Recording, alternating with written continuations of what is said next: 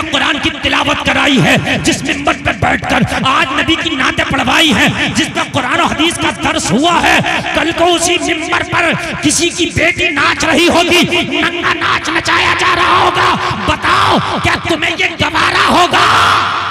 जहां शराब रखी है वहीं पर कुरान रख दो। लगे हजरत कैसे दोबारा कर लेंगे? मन के आज कुरान की तिलावत नहीं हो रही है इस स्टेज पर, आज नाते रसूल नहीं पढ़ी जा रही है इस स्टेज पर, आज हदीस रसूल के तर्जमे नहीं पढ़े जा रहे इस स्टेज पर, पढ़े जा रहे। मैंने कहा कल को इस पर गुंडागर्दी नहीं होगी, इस पर कोई नचनियां नहीं नाचेगी क्या? इस पर गंदे गंदे अशआर नहीं पढ़े जाएंगे? अरे मैदाने महशर में ये अल्लाह वाला तेरा दामन पकड़े होगा और मांगेगा मौला जिस चीज से मैं जिंदगी भर नफरत करता रहा, मेरे विसाल के बाद इसने मेरे मजार। ज़बान से निकले हुए जुमले अल्लाह की बारगाह में बहुत जल्दी कबूल होते हैं, बहुत जल्दी कबूल होते हैं। उस जबान से जल्दी झूठ जारी नहीं होता, उस जबान से जल्दी झूठ नहीं निकलता जिस मुंह से नबी का दुरूद पढ़ा जाए, जल्दी उस मुंह में हराम। मैं कुरान एक ऐसा लॉ है, कुरान एक ऐसा कानून है जो माँ की गोद से कब्र तक तुम्हें जिंदगी का तरीका सिखाता। बादब बानसीब, बेअदब बेनसीब। अबू जहल रोजाना नबी को देखा करता, बेअदब था, जाहिलों का बाप बन के मरा। करन में रहने वाला दीवाना कभी मुस्तफा को ना देख सका, मगर खुदा की कसम बाअदब रहा, आशिकों का इमाम बन के गया, आशिकों का इमाम बन के गया। बाअदब बानसीब, बेअदब बेनसीब। अगर आप चाहते हो कि कुछ मिल जाए तो अल्लाह की कसम बेअदब ना शागिर्द को उस्ताद से कुछ मिल सकता है, बेअदब औलाद को ना अपने वालिदैन से कुछ मिल सकता है, बेअदब मुरीद को ना अपने पीर से कुछ मिल सकता है, बेअदब नमाजी को ना अपने इमाम से कुछ मिल सकता है। कान खोल कर सुने। आदाब, आदाब। आला हजरत ने यही अदब का पाठ पूरी दुनिया को पढ़ाया। कहा हरम की जमीन और कदम रख के चलना, ये अदब का पाठ है, सिर्फ और सिर्फ अदब का पाठ है। कह रहे वो हरम, वो पाक जमीन, वो मुकद्दस गलियां, वहां कदम रख के चलूं। अहमद रजा वो जगह कदम के लायक नहीं, बल्कि वो जगह इस काबिल है कि वहां अपने सर के बल चला जाए। हरम की जमीन और कदम रख के चलना, जैसे हम कहते हैं ना, कहते हैं यार इतनी गर्मी में और चाय, एकदम ताज्जुब के साथ कहते हैं ना। आला हज़रत कह रहे हैं यार हरम की जमीन और कदम रख के चलना। हाय हाय।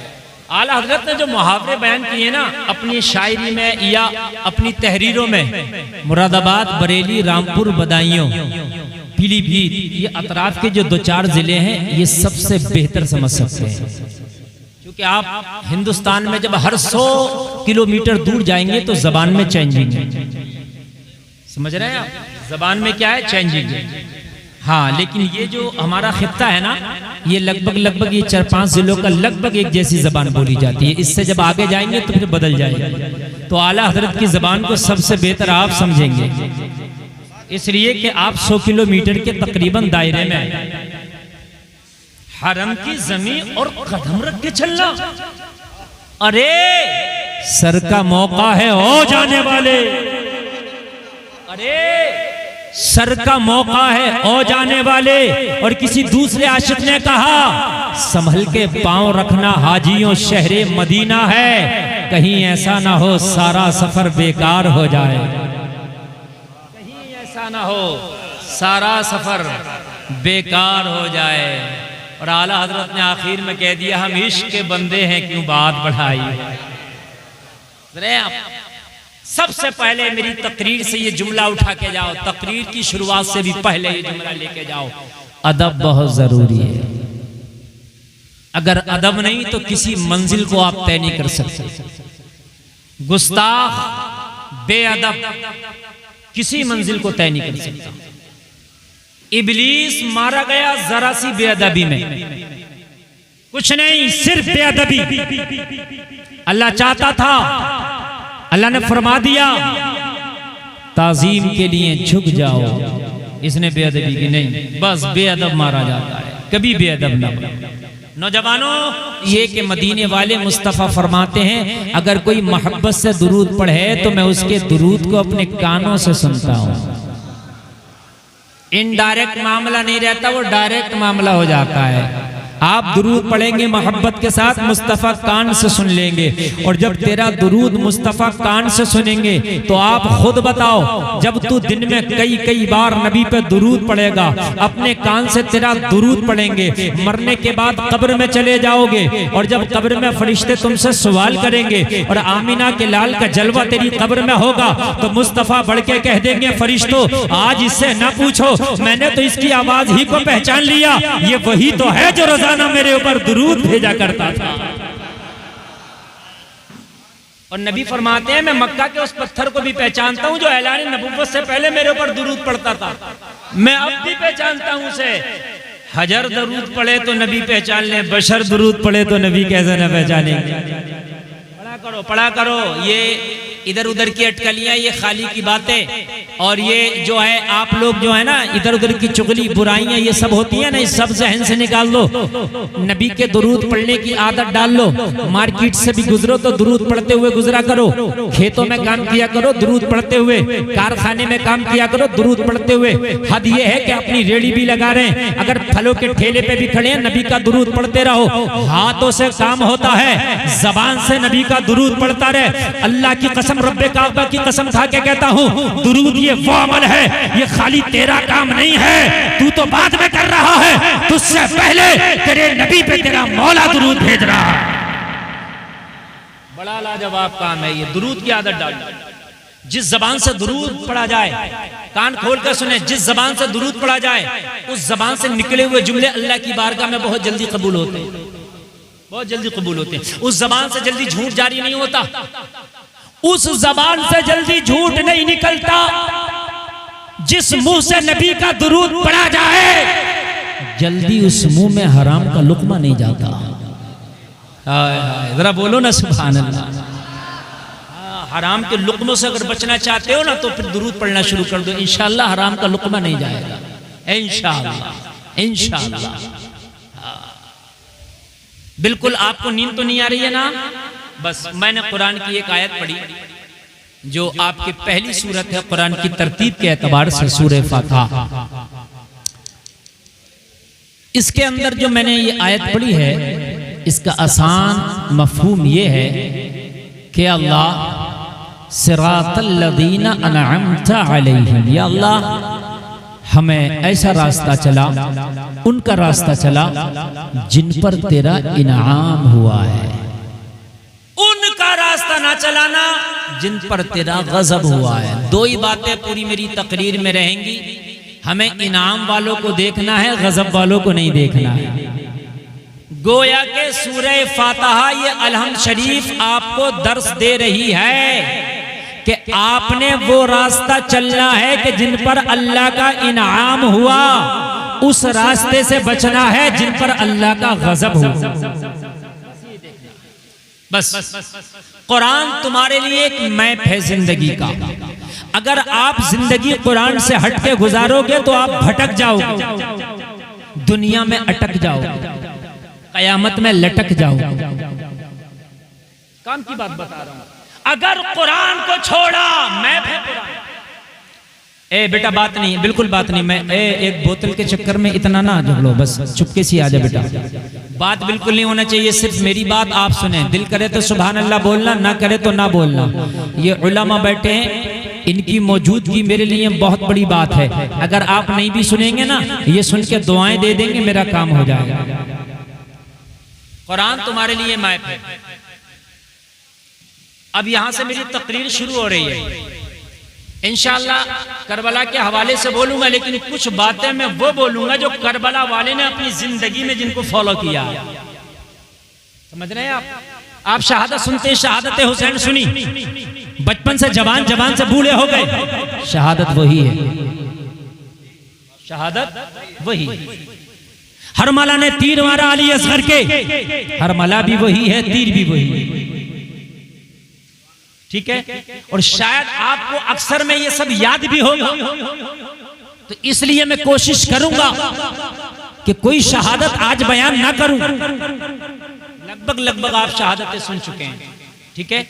मैं आपको बताना यह चाहूंगा कि शहादत से पहले हुसैन क्या है, शहादत के बाद हुसैन क्या है।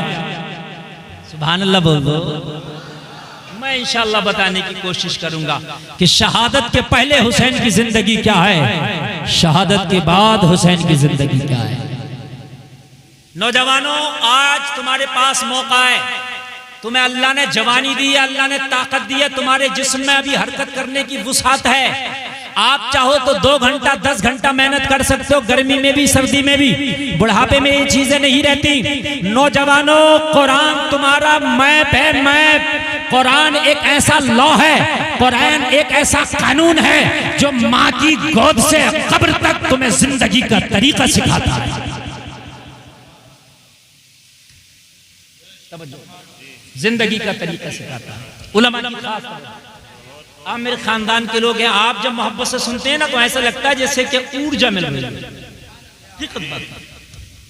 अब आप जरा सुनिए, आप बड़ी अहम बातें बता के जाऊंगा। मेरी बातें कुछ कड़वी भी होती हैं, बुरी लगे तो माफ कर देना, लेकिन खुदा की कसम मुझे, मेरा मतलब किसी का दिल दुखाना नहीं है, मेरा मकसद है इस्लाह करना। जो डॉक्टर चीड़ा लगाता वो दुश्मन नहीं होता, वो दोस्त होता है ना। वो चीड़ा लगाकर तुम्हारी गलाजत को साफ करता है, कचलहू को निकालता है। कुरान तुम्हारे लिए जिंदगी का सबसे बड़ा मैप है। ये ऐसा मैप है कि अगर इसके बगैर जिंदगी गुजारी तो मैं जिम्मेदारी के साथ कह रहा हूं, रास्ता भटक जाएगा, भटक जाएगा, भटक जाएगा। हाँ, बिल्कुल भटक जाएगा। कोई ये कहे कि मैं बगैर कुरान के सीधा रास्ता चल लूं, तुम्हारे अब्बा जी नहीं चला सकते। कुरान में जो पहली सूरत तरतीब के एतबार से पहले कह दिया, दुआ कर इसमें बार बार, इहदिनस सिरातल मुस्तकीम, या अल्लाह सीधा रास्ता चला, सीधा रास्ता चला।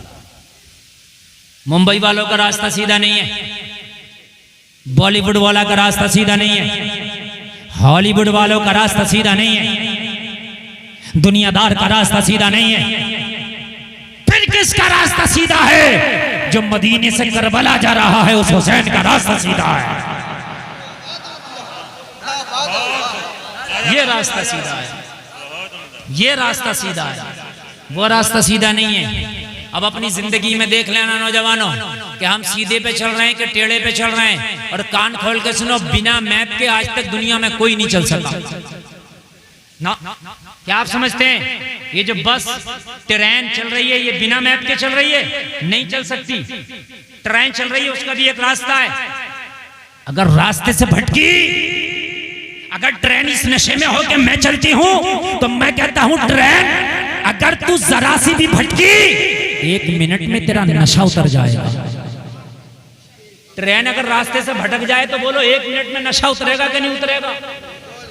चलेगी कि रुक जाएगी? बोलो।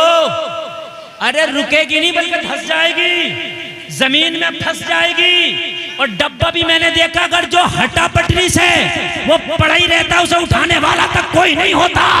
मैंने देखा कि ट्रेन हादसे में गई तो वो ऐसी गई, ऐसी गई, ऐसी गई कि 10 साल हो गए, डब्बा उठाने वाला तक नहीं है। एक ट्रेन अपना रास्ता छोड़ दे, उठाने वाला नहीं मिलता। ए मुसलमान, अगर तू अपना रास्ता छोड़ दे तो बता तुझे कौन उठाएगा?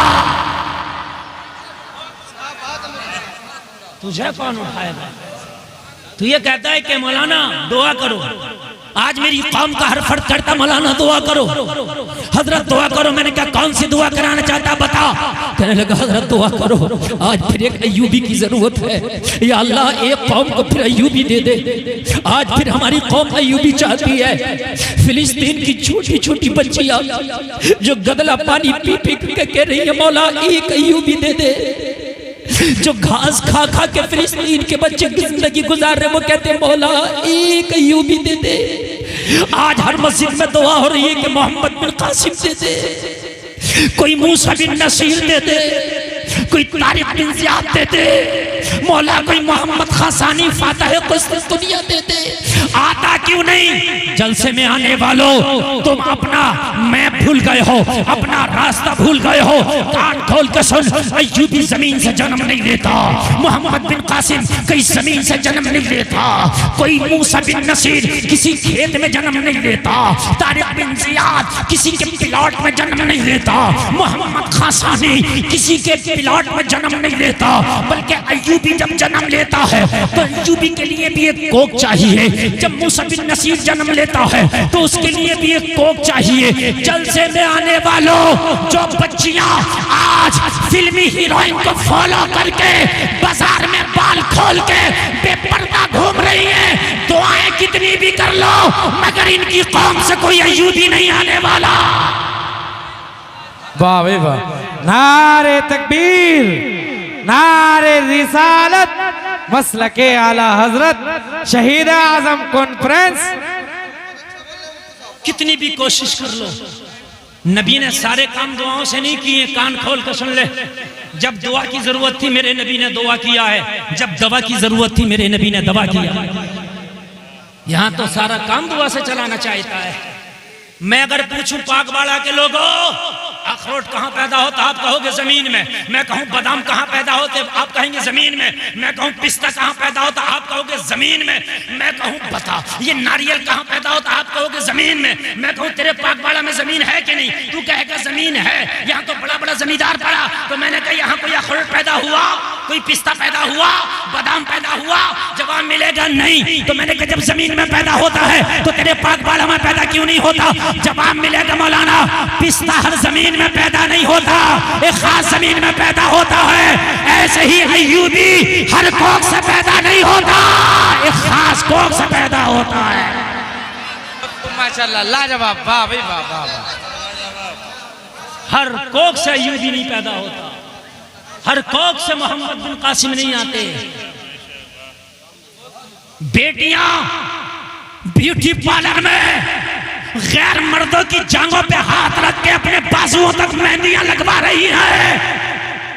26 जनवरी पे स्कूल में तेरी बेटियां डांस कर रही है और मस्जिद में दुआ कर रहा कोई अय्यूबी पैदा कर दे। ये गुंबद पे अखरोट रखने के मानिंदा है।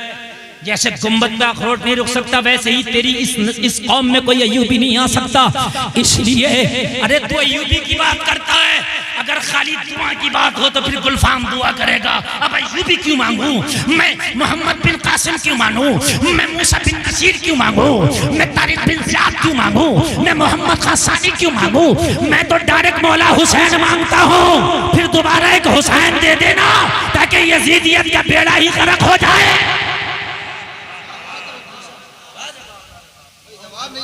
एक बात सुने आप, इन उलमा को गवाह बना के कह रहा हूं, कल की यजीदियत ने इतने पंजे नहीं निकाले थे जितनी आज की निकाल रही है। कल का यजीद इतना बड़ा गुंडा नहीं था जितना आज के कलमा पढ़ने वाले गुंडे बने फिर रहे हैं। कल जितनी इमाम हुसैन की जरूरत थी उससे ज्यादा आज हुसैन की जरूरत है। मैं तो दुआ करूंगा मौला फिर एक हुसैन दे देना ताकि यजीदियत का बेड़ा ही गर्क हो जाए। आप कहोगे मौलाना आज यजीदियत पहले से ज्यादा कैसे? तो सुन, यजीद में क्या कमी थी मैं आपसे पूछता हूं। मौला हुसैन और यजीद का मामला क्या था? क्या खेत का मामला था? नहीं। क्या दुकान का मामला था? नहीं।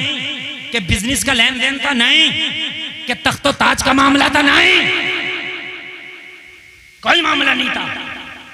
फिर कहो कि क्या मामला था? मैं कहूंगा शरीयत का मामला था। काय का मामला था? शरीयत का। और मामला क्या था शरीयत का? सुने, अगर आपको गलत लगे तो आप कह सकते हैं हजरत बात अच्छी नहीं लग रही है। सुने, मामला ये था कि यजीद के दरबार में लौंडे नाचते थे। क्या करते थे? कौन? लौंडे। जो मैंने तारीख में पढ़ा, इन उलमा ने भी पढ़ा, लौंडे, नए उम्र के लौंडे जिनकी दाढ़ियां भी नहीं जमी होती, वो नाचाता था। वो अगर लौंडे को नचाए तो यजीद तुम मुंबई की हीरोइनों के डांस देखो तो पक्के हुसैनी। देखो यार, तोलो तो बराबर लाओ ना यार, कम बढ़ती क्यों तोड़ रहे हो? अगर वो लौंडे का नाच देख ले तो यजीद, तुम मुंबई की नंगी हीरोइन का नाच देखे तो पक्का हुसैनी। तू शादी में डांस पार्टी करे तो पक्का हुसैनी। जरा सोचने की बात है। इन उलामा से पूछो, यजीद 5 टाइम की नहीं छोड़ता था, कभी पढ़ता था कभी छोड़ भी दिया करता, फासिक था लेकिन पढ़ता भी था। तू खाली जुमा पढ़े पक्का हुसैनी, खाली जुमा पढ़ ले पक्का हुसैनी। यजीद पढ़ता भी था, ऐसा नहीं है बिल्कुल नहीं पढ़ता था। बंदरों के नाच देखता था, उनकी लड़ाइयां देखता था। वो बंदरों की लड़ाइयां देखे तो यजीद, तू नंगे WWEF के पहलवानों को देखे तो पक्का हुसैनी।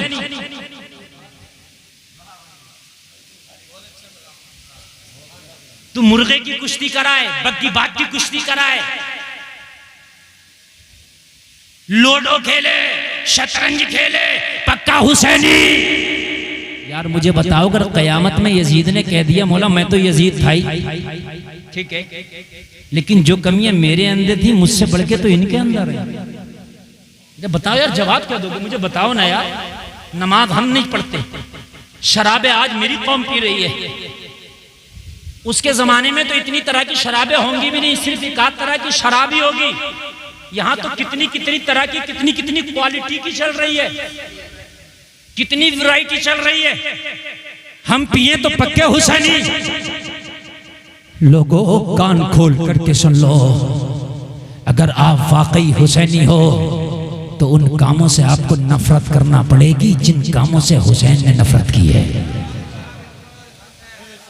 बल्कि अगर कोई शरीयत के खिलाफ काम आपके सामने आए तो नफरत करते चले जाओ और ताजुश शरिया का ये पैगाम सुनाते चले जाओ, जो पिया को भाई अख्तर वो सुहाना राग है, जिससे नाखुश हो पिया वो रागिनी अच्छी नहीं।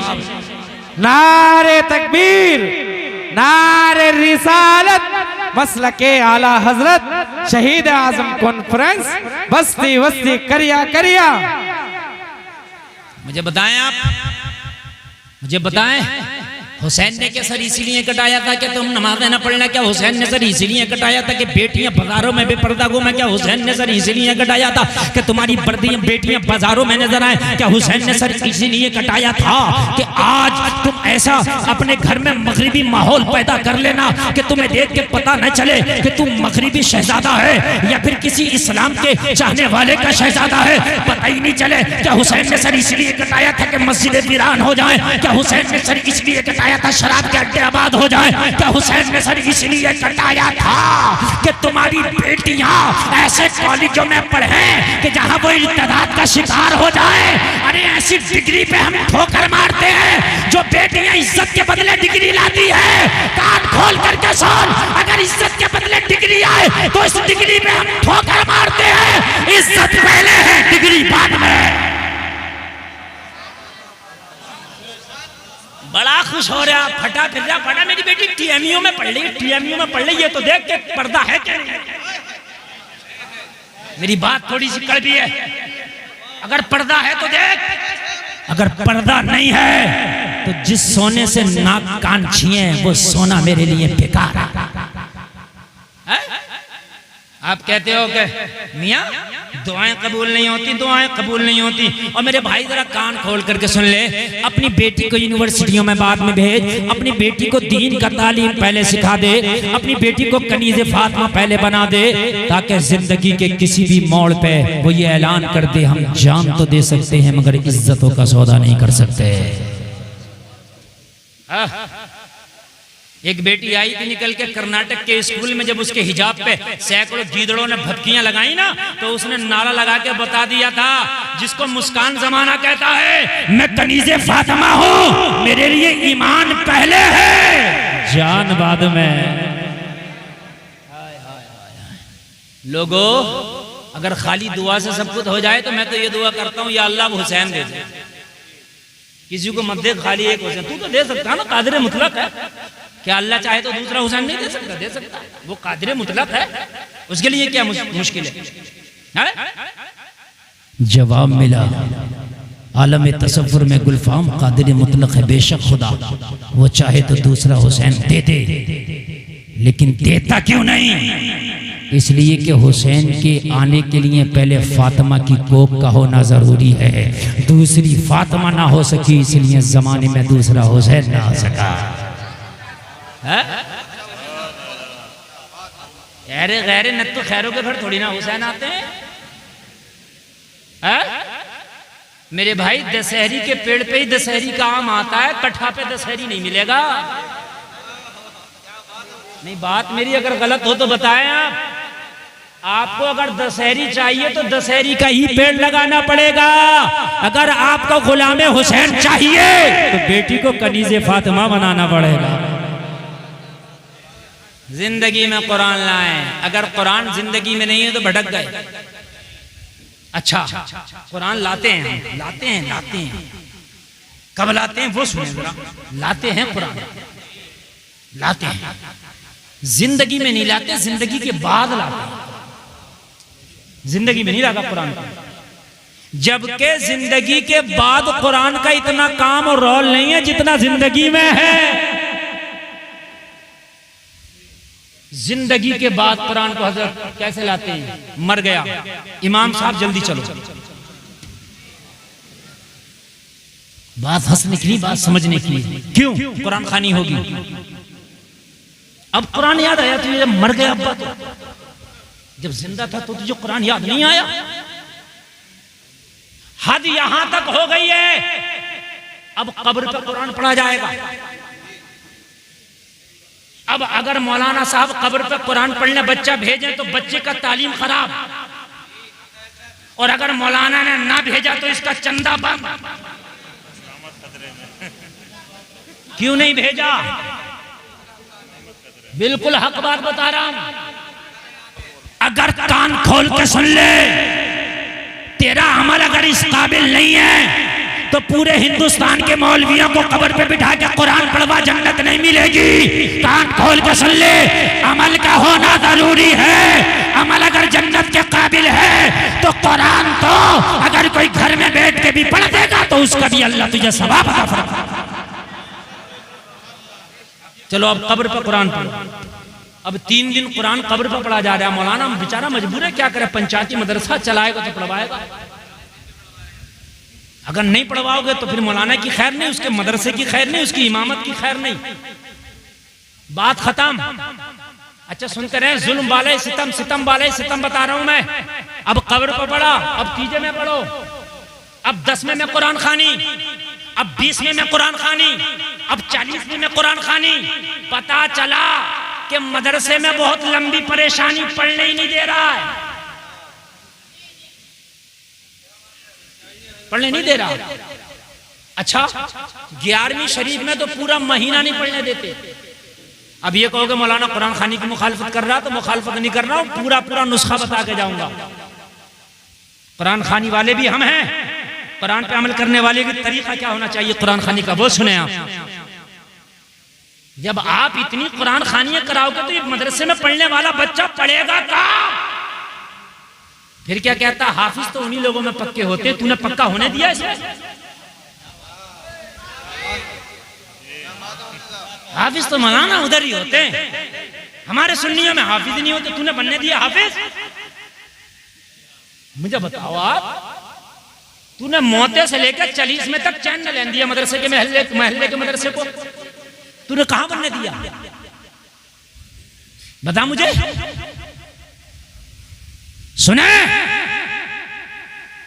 तरीका बताऊं आपको कुरान खानी का। मदरसों को भी डिस्टर्ब होता, बच्चों को भी डिस्टर्ब होता, पढ़ाने वालों को भी डिस्टर्ब होता है। आप जाकर के कुरान खानी के लिए बच्चे अपने दुकान में लाना, अपने मकान में लाना जरूरी नहीं है कि मेरी दुकान में चलो। बाज आदमी तो अगर ट्रक लिया तो ट्रक के अंदर कुरान खानी, यार जरूरी नहीं है। नहीं, बात समझने की है, खबरदार जो किसी ने आजा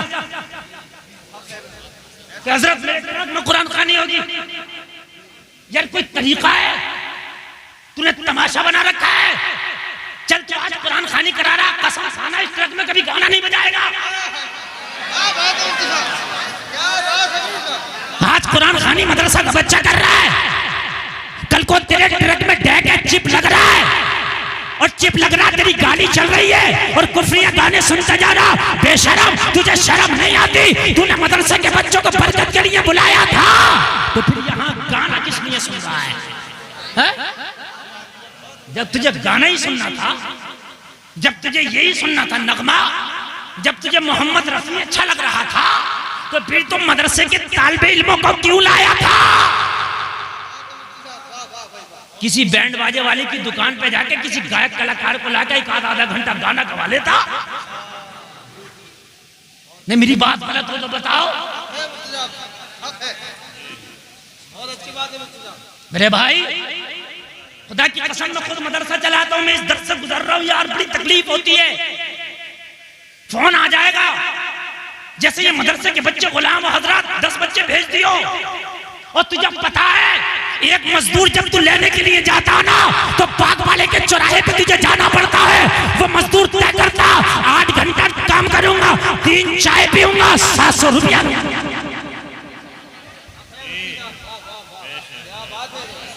सही बता रहा हूं मैं। तूने मदरसे के बच्चों को यार समझ के लिए 10 बच्चे भेज दिए, 2 समोसे में पूरी कुरान खानी करा दिया।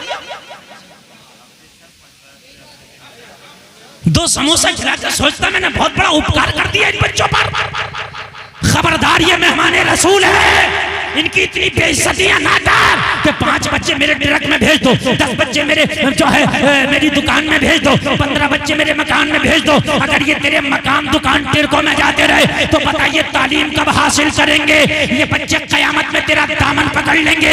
ये कुरान खानी तेरे लिए कहीं बोझ न बन जाए। अगर तुझे कुरान खानी कराना है तो सुन, अब्बा के नाम से, अम्मा के नाम से, मकान के नाम से, दुकान के नाम से सुन। जो शिरीनी तुझे बांटना है वो शिरीनी दुकान से खरीद, और खरीदने के बाद में मदरसे चला जाओ, और मदरसे जाने के बाद मौलाना से कहना हजरत शिरीनी ये है, सुबह से लेके छुट्टी तक तुम्हारे बच्चों ने जो कुरान पढ़ा है वो भी तो कुरान है, वो मेरे अब्बा के नाम से बख्श देना, ये शिरीनी बच्चों को खिला देना।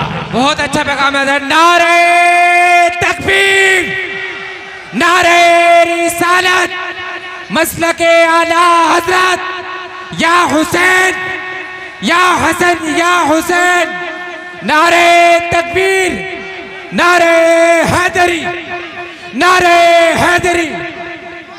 बहुत खूब हजरत, बहुत खूब। इज्जत करो, सवाब भी ज्यादा इन तालिबे इल्मों की। अभी तो मैं बयान करूंगा सवाब ज्यादा है क्यों, ज्यादा है और क्यों है ये भी बयान करूंगा। इज्जत करो इन तालिबे इल्मों की। बड़े के पास जाना पड़ता, बड़े को बुलाया नहीं जाता। ये मेहमान रसूल हैं, बड़े हैं ये। और मेरे भाई सुनो, ये सिर्फ तुम्हारे तीजा दसमा खाने के लिए नहीं है, ये मेहमान रसूल हैं, इनकी बात बड़ी है। जाओ मदरसे में और कहो हजरत मुझे 11वीं की कुरान खानी कराना थी, शिरीनी ये है, जितना भी बच्चों ने पढ़ा है वही मेरे लिए 11वीं का बख्श दें। और सुने, कुरान जरूरी नहीं है कि अलिफ लाम मीम के पारे से लेकर अम्मा के पारे तक पढ़ना जरूरी है। अगर अलिफ लाम मीम का पारा भी 30 बार पढ़ लिया जाए तो 30 पारों का ही सवाब मिलेगा। ऐसा नहीं है कि एक ही पारे का मिलेगा, 30 ही पारों का मिलेगा। ये बच्चे बार बार रटते हैं, बार बार पढ़ते हैं कुरान शरीफ, तो सुबह से लेके 11-12 बजे तक कई कुरान पढ़ लेते होंगे। जी हकीकत बात, बेशक। अरे पढ़ लेते होंगे, नहीं पढ़ लेते होंगे? तो ये एक कुरान खानी नहीं हो रही है, ये कई कुरान खानी हो जा रही है। एक बात, जो कुरान बच्चों ने तेरे घर में पढ़ा, गारंटी नहीं है कि वो बिल्कुल अच्छा पढ़ा, इसलिए कि बच्चा है, कोई गलती हो सकती है, तेज भी पढ़ सकता है। जी बेशक, बच्चा है, अच्छा गलती तो होती है। हम जब दरसगाह में बैठते हैं, बच्चा सुनाता तो उस्ताद उसे पीटता भी है, मारता भी है, बतलाता भी है, तो गलती होती है, तभी तो बतलाता है, गलती होती है। हमारी तो 22-23 तकरीबन 24 मेहराबें हो गई, अब तक गलती हो जाती है कहीं पढ़ते हैं तो। अरे तरावी में खड़े होकर मुसल्ले पे पढ़ रहे, पीछे से किसी ने लुकमा दे दिया, बहुत से लोग इसे ऐप समझते हैं, अरे उनके गलती आ रही है। अबे बेवकूफ, गलती उसके तो आगे जिसके याद होगा, और जिसके याद ही नहीं होगा उसके क्यों गलती आएगी? गलती आना कोई बुरी बात नहीं है, जिसके याद होता उसी के आती है। तो भाई वो पता नहीं तेरे घर पे बच्चे ने कुरान कैसा पढ़ा, लेकिन जो दर्सगाह में पढ़ा वो उस्ताद की निगरानी में पढ़ा। क्या बात है, बेशक। अगर गलत पढ़ा तो उस्ताद ने गलत को सही करा के पढ़ाया। अगर बड़ा कौफ नहीं निकला था तो बताया कौफ निकाल, वाह बेशक। शीन नहीं निकाला था तो बताया शीन निकाल। ये मद्दे मुत्तसिले 4 अलिफ खिलेगा, ये मद्दे लाजिम 5 अलिफ खिलेगा, ये मद्दे मुनफसिले 3 अलिफ खिंचेगा, ये मद्दे आरिज है 3 2.5 से लेके 5 अलिफ तक खिंचेगा, ये काफ कलकला होगा, ये साद है, इसमें हरूफ मुस्तालिया है, ये पुर होके पढ़ा जाएगा। ये सारे कौन बताएगा? ये तुझे दरसगाह में बैठने वाला ये मुदर्रिस पढ़ा पढ़ा के बताएगा। पता चला तेरे घर की कुरान पढ़ा हुआ उसकी कोई गारंटी नहीं, जो मदरसे में पढ़ा है उसकी गारंटी है, उसकी गारंटी है। तो ये गारंटेड माल इधर है, समझ रहे हैं? इधर है गारंटेड माल। मदरसे में जाओ और वहीं श्रीनी दे आओ, और वहीं से वो फातिहा खानी हो गई और वही हो गई तेरी कुरान खानी। बच्चों को डिस्टर्ब ना करो, बच्चों को पढ़ने दो। सुभान अल्लाह। अच्छे हाफिज बनेंगे, अच्छे आलिम बनेंगे, तुम्हारा फायदा होगा। आलिम अच्छे नहीं बनेंगे, हाफिज अच्छे नहीं बनेंगे, तुम्हारा नुकसान होगा। ये तुम्हारा मुस्तकबिल है, तुम्हारी प्रॉपर्टी है। सही पूछिए तो। इसलिए अगर आलिम नहीं तो ऐसे है ये कौम जैसे बेलगाम के घोड़ा, किधर चले जाए। जब ये कौम इधर उधर चलती है तो फिर आलिम ही इसकी लगाम सही तरीके से खींचते हैं। सही बता रहे हैं? हाँ मेरे भाई, कुरान तुम्हारा मैप है। कुरान को सामने रखो, जिंदगी गुजारो, इंशाअल्लाह पूरी जिंदगी तेरी बहुत सुकून से गुजरेगी इंशाअल्लाह। मगर कुरान कभी याद आ रहा है जब मरा, जब कुरान खानी अब तो अरे अब तो मरने के बाद तो मियाँ इतनी छोटी छोटी बातों का ख्याल है। अहदनामा रखो, नहीं रख रहा तो तख्ते नहीं लगाने दे रहा, अहदनामा जरूर आएगा। देख मेरे भाई, अगर तेरा अमल अच्छा नहीं है ना तो अहदनामा 1 नहीं 1000 टांग दे, कोई फायदा नहीं। अमल है, अमल है मेरे भाई। बात समझ रहे हैं? बेरी की डाली नहीं आई तो मिट्टी नहीं डालने दे रहा कि भाई बेरी की डाली लाओ। अमल है, मेन चीज, कान खोल करके सुनो। अमल क्या है? अमल। कुरान को जिंदगी में लाओ, जिंदगी में लाओ। मरने के बाद कुरान को लाते। कुरान सिर्फ कुरान खानी के लिए नहीं है, कुरान पूरी जिंदगानी के लिए है। हम सिर्फ कुरान को कुरान खानी के लिए समझते हैं कि बस कुरान खानी के लिए है, नहीं, पूरी जिंदगी के लिए कुरान है। शादी कर तो कुरान बताएगा कैसे करना, बिजनेस कर तो कुरान बताएगा कैसे करना, किसी से झगड़ा हो जाए तो सुलह कैसे करना है, बीवी को कैसे रखना, ये सब तुझे कुरान बताएगा। कुरान बताएगा, कुरान बताएगा खेती करना, कुरान बताएगा खेती हो गई तो कितना माल अल्लाह की राह में देना, कुरान बताएगा। कितनी ज़कात निकालना, कुरान बताएगा। कपड़ा कैसे पहनना, तुझे कुरान बताएगा। जलसे में आने वालों, अरे कुरान तो तेरी जिंदगी का मैप है, मैप। अगर इसे छोड़ेगा तो भटक जाएगा। बगैर कुरान के जिंदगी नहीं गुजरती, मगर आज हम बगैर कुरान के जिंदगी गुजार रहे हैं। हमारी जिंदगी अटकी पड़ी है, भटके पड़े हैं, परेशान है। और परेशानी का हाल ये है, तलाक के मैटर सुलझा रहे थानेदार साहब हमारे, जबकि तलाक का मैटर सुलझाएगा कुरान। यार थानेदार को क्या पता मुगल्लजा कौन सी है, बाइना कौन सी है, रजई कौन सी है, पता है? ऐसो साहब को पता। मैं ये बात ऐसो साहब के मुंह पे भी कह दूंगा, ये मत समझना मौलाना की बात कर रहे हैं। मैं कोई खुराफात की बात नहीं कहता, मैं सही कहता हूँ। मैं उनसे भी कह दूंगा, ऐसो साहब आप बताइए, आपको क्या पता मुगल्लजा क्या है, आपको क्या पता रजी क्या है, आपको क्या पता बाइना क्या है, आपको क्या पता इद्दत क्या और उसकी मुद्दत क्या? बात मेरी गलत हो रही है ना? कुरान बताएगा। कुरान को छोड़ लो, जा रहे हो थानेदार साहब के पास, ये कराएंगे तलाक का फैसला, तो वो करा रहे हो तो रहा। 2 बिल्लियों ने अपना फैसला एक बंदर से कराया था। हाँ, एक की रोटी ज्यादा हुई, नहीं मानी ना, बराबर कर मेरी। लड़ रही थी अपनी बहन से, नहीं मानी। बंदर आ गया, हम हैं तो क्यों टेंशन ले रही हो? खबरदार, हंसने की बात नहीं, कोई चुटकुला नहीं। आया आया, उसने देखा तोली तो 1 की रोटी ज्यादा थी, कहने लगा भाई इसकी ज्यादा है, थोड़ी सी खा लेते हैं बराबर हो जाएगी। खाया, ज्यादा खा लिया, इसकी अब ज्यादा हो गई, तो कहा तुम्हारी भी थोड़ी सी खा लेते हैं, थोड़ी सी इनकी खा ली तो उसकी ज्यादा हो गई, कहा तुम्हारी भी थोड़ी सी खा लेते हैं, इनकी खाई इनकी ज्यादा हो गई। कब तक खाते रहते, एक दिन दोनों की खत्म हो गई, दोनों पे कुछ नहीं रहा। अगर ये अपनी बहन की थोड़ी सी बर्दाश्त कर लेती तो इस पे 19 आ जाती, इस पे 20 आ जाती, आ तो जाती, रहती तो दोनों बहनों पे। मेरे भाई गलत तो नहीं है ना? और बंदर दोनों की खा गया, किसी की नहीं छोड़ा। आज जरा सा मामला हो गया तो अपने भाई के ऊपर डंडा निकाले घूम रहा है, एक अंगल जमीन के लिए नहीं दबूंगा चाहे कुछ हो जाए, 50,000 रुपए खर्च कर सकता हूँ मगर नहीं दबूंगा, मगर नहीं दबूंगा। आज ऐसा मामला हुआ ही क्यों? आज दबना नहीं है, तुझे कोर्ट में घसीटूंगा, तुझे वहां घसीटूंगा। सुन, पैसे मारने वाले के खर्च नहीं होते, पिटने वाले के भी खर्च होते, दोनों के होते हैं खर्च। हाँ, हमने दोनों के खर्च होते देखे, और दोनों खर्चा करके कहते हैं अभी कुछ हुआ नहीं, तो कहते हैं कि वो तो खत्म हो गया, दूसरों का इंतजाम करो। समझ रहे हैं आप? करो, छोड़ो कुरान को। कहां तक छोड़ोगे कुरान को? लड़ाओ मुकदमे, 10-10 साल तक मुकदमे लड़ा रही है मेरी कौम, वो कौम के जिस मजहब में यह है कि 3 दिन से ज्यादा बोलचाल बंद नहीं रहना चाहिए। अगर अपने मुसलमान भाई से कोई मामला हो जाए तो सलाम कर ले। आज 10-10 साल से मुकदमे लड़ा रहे हो, अगर अपने भाई से कोई मामला हो गया तो सुन, कोर्ट का रुख ना कर, कुरान का रुख कर। कुरान तू बता, मेरे भाई से मसला हो गया है, बता मैं क्या करूं? तो कुरान तुझे कह रहा है सुन, अगर भाई से कोई मामला है तो कुरान साफ कह रहा, वल काज़िमीनल गैज़ वल आफीना अनिन नास वल्लाहु युहिब्बुल मुहसिनीन। कुरान कह रहा जो लोग गुस्से को पी जाते हैं, लोगों को माफ कर देते हैं, अल्लाह एहसान करने वालों को पसंद फरमाता है। बेशक सुभान। अगर आपको कोई मामला है अपने भाई से, कोई तकलीफ है तो कुरान उठा, कुरान तू बता मैं क्या करूं? मेरे कलमा पढ़ने वाले भाई से मुझे तकलीफ पहुंची है, तो कुरान कह रहा जो लोग गुस्से को पी जाते हैं, अपने भाइयों को, लोगों को माफ कर देते हैं, कुरान कह रहा अल्लाह एहसान करने वालों को पसंद फरमाता। ओ जलसे में आने वालों, अपनी जिंदगी का फैसल कुरान को बनाओ, अपनी जिंदगी का मैप कुरान को बनाओ। ओ जलसे में आने वालों, अगर कुरान तुमने सामने रख के जिंदगी गुजारी, खुदा की कसम कोई अटका खटका हो ही नहीं सकता। हमारे यहाँ कुरान आता खत्म के बाद, आदमी खत्म तो कुरान जल्दी लाओ। मस्जिद में भी कुरान का हदिया करके रखेंगे। मसला सुन लें, अगर मस्जिद में कुरान पढ़ने के लिए काफी है तो मस्जिद कुरान का हदिया करके ना रखें।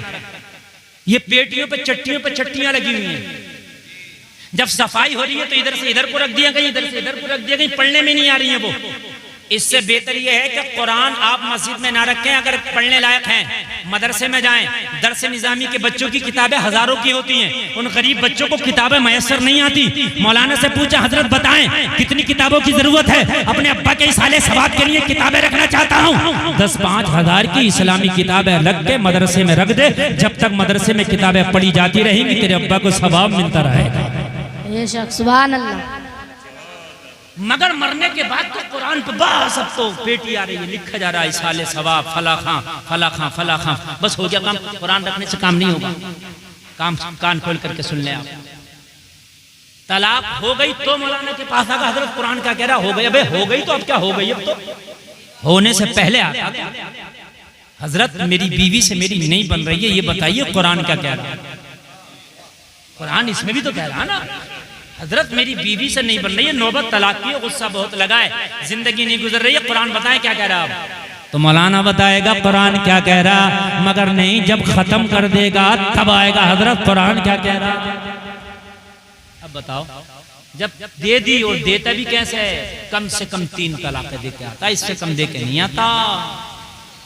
हाँ, फिर पूछेगा 3 से पहले तो हद तो ये है कि 3 से कम में तो हजरत को ये नहीं सोचता कि तलाक हो रही है, 3 में ही समझता कि हो रही है। मेरे भाइयों, तलाक मालूम है क्या है? बस इसी बात को बता दूं, बस मैं करबला का रुख कर रहा हूं, वरना सुबह को कहेंगे मौलाना गुलफाम आए तो करबला तो बोल के ही नहीं। हालांकि मैंने पहले इशारा दे दिया कि मैं शहादतें टच नहीं करूंगा, लेकिन मैं फिर करबला के बाद का मंजर आपके सामने रखूंगा इंशाअल्लाह। बोले इंशाअल्लाह। नींद तो नहीं आ रही है ना? एक बार पढ़ें सुभान अल्लाह। तलाक क्या है? सुने, समझ लो पहले, ये भी कुरान समझाएगा। तलाक क्या है? तलाक एक इमरजेंसी वो खिड़की है तेरी जिंदगी की, जैसे बस में सफर करते हो एक इमरजेंसी खिड़की होती है जिस पे लाल कलर होता है और लिखा होता है इमरजेंसी विंडो। अरे होता कि नहीं होता?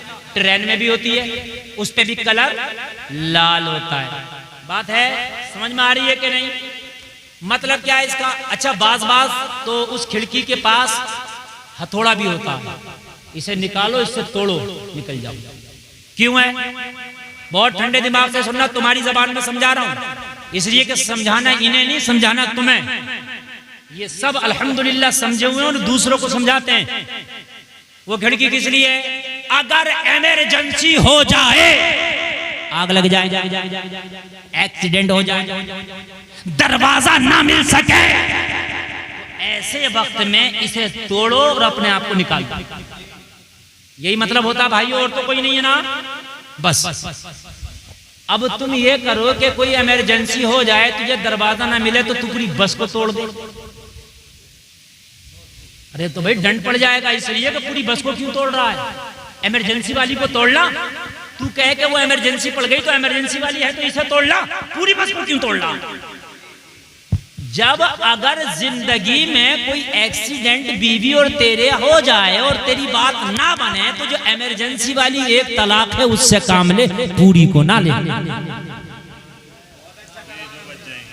दो बच जाएंगे, जो एक है उससे काम कर ले, इमरजेंसी है, निकल जाएगा। तेरी बीवी तेरी जिंदगी से निकल गई, तू बीवी की जिंदगी से निकल गया, एक में भी काम हो जाता। 3 देने की जरूरत नहीं है। अगर 3 देगा तो दंड पड़ता, दंड लंबा होता है। समझ रहे हैं आप? ये सब कुरान बताएगा आपको। बड़ा आसान मसला है। अगर एक तलाक दे दी, तलाक हमेशा गुस्से में होती है, प्यार में तो नहीं होती ना। और इस्लाम बड़ा प्यारा मजहब है, तलाक के बाद इद्दत की मुद्दत रखी है। क्यों? हो सकता है कि इद्दत के अंदर इसका भी गुस्सा ठीक हो जाए, मोहतरमा का भी ठीक हो जाए, दोनों अपने फैसले पे पछताएं, यार हमने तलाक लेके गलत किया, हमने तलाक दे के गलत किया। जब गुस्सा ढल जाता, गुस्सा उतर जाता है, तो गुस्से वाले फैसले पे पछतावा होता है। तो जलसा में आने वालों, अगर एक तलाक दिया हुए होगे तो आपको भागने की जरूरत नहीं, फतवा लाने की जरूरत नहीं, डायरेक्ट वो तेरी बीवी तेरे निकाह में आ जाएगी, जरूरत ही नहीं है भागने की, जरूरत ही नहीं है किसी दूसरे का मामला बनाने की। समझ रहे हैं आप? ये मैटर कभी मैं इस पे बोलूंगा तो मुकम्मल बोलूंगा, हलाला क्या है, तलाक क्या है, समझ रहे हैं आप? ये सब बोलूंगा मैं। ये हलाला जो बना लिया ना, ये कुछ नहीं है, ये गलत है। अल्लाह के रसूल ने तो फरमाया, हलाला करने वाले कराने वाले पर अल्लाह की लानत। समझते नहीं, वो ओरिजिनल निकाह होता, वो कोई हलाला नहीं होता। दूसरा निकाह होता ना, वो भी ओरिजिनल निकाह है भाई। वो अगर अपनी मर्जी से तलाक ना दे तो उसकी मर्जी। खैर आगे बढ़िए। कुरान हुसैन जब करबला में पहुंचे, करबला से पहले भी हुसैन के सामने कुरान था और करबला में भी हुसैन की जिंदगी में कुरान। जरा जोर से बोलो, और जोर से। आप कहोगे कुरान कैसे, तो सुने। हुसैन जब करबला में पहुंचे, पता था ये करबला, खबर मिल गई थी पहले। सुने, पहली खबर मिल गई थी करबला। जैसे करबला में पहुंचे, पानी पे पहरा, सामने कुरान। हुसैन ने कुरान से पूछा, बता कुरान अब हुसैन क्या करे? पानी पे पहरा है कुरान। हुसैन की अभी ये पावर है, एड़ी लगाए तो जमीन से पानी निकाल दे। अरे बोलो, अगर हुसैन दुआ कर दे तो आसमान से बारिश आ जाए। मानते हो कि नहीं मानते हो? ये पावर लेके बैठा है अली का बेटा। मगर कुरान तू बता क्या कर, मुझे क्या करना है? तो कुरान कह रहा, इस्तईनु बिस्सब्र वस्सलाह। हुसैन तुम्हें इआनत की जरूरत है, मदद चाहिए ना, तो सब्र और नमाज को पकड़ लो। हुसैन ने करबला में दोनों को पकड़ा। एड़ी नहीं मारी जमीन में, चाहते पावर थी मार के पानी मंगा लेते, निकाल लेते, लेकिन नहीं मारी सब। बोलिए क्या है? सब। खंजर चल रहा है गले पे, सजदे में सर है नमाज। बोलो हुसैन की जिंदगी में कुरान है कि नहीं? बोलिए है कि नहीं है? हैं? हम भी हुसैनी है, हम भी हुसैनी है। हमारी तो ना शादी में कुरान दूर दूर तक पता ही नहीं। हद ये है कि हमारे जो सवाब वाले काम थे वो काम भी हमने उल्टे कर दिए। उर्स क्या है? बरकत के लिए किया जाता है। बरकत, अरे यही है कि बरकत हासिल करने के लिए, लेकिन उसमें चक्कर झूला, काला जादू, मौत का कुआं, शेख चुल्ली, उस्मान भारती। बताओ मुझे उर्स में किस काम के हैं? कौम की जवान बेटियां बैठी हैं, उनकी शादियां नहीं हो रही हैं, उनके बापों पर पैसा नहीं कि उनके निकाह कर दें, और तेरे उर्स में 2.5 लाख का मुकाबला हो रहा। अफसोस होता है यार, खुदा की कसम मुझे बड़ा अफसोस हुआ ना। एक उर्स में मैं तकरीर करने के लिए गया मजार शरीफ पे,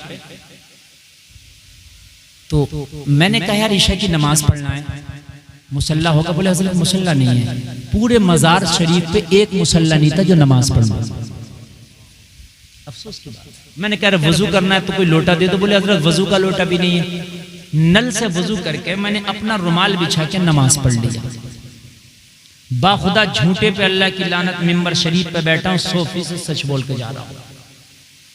नमाज पढ़ ली, बहुत लंबा चौड़ा पंडाल। मैंने कहा यार इतना लंबा चौड़ा पंडाल का, पब्लिक तो इतनी आई नहीं। कहने लगे हज़रत मेन प्रोग्राम तो हमारा कल से शुरू है। मैंने कहा हो सकता है कि भी और बड़े बड़े खतीब शायर आ रहे हैं।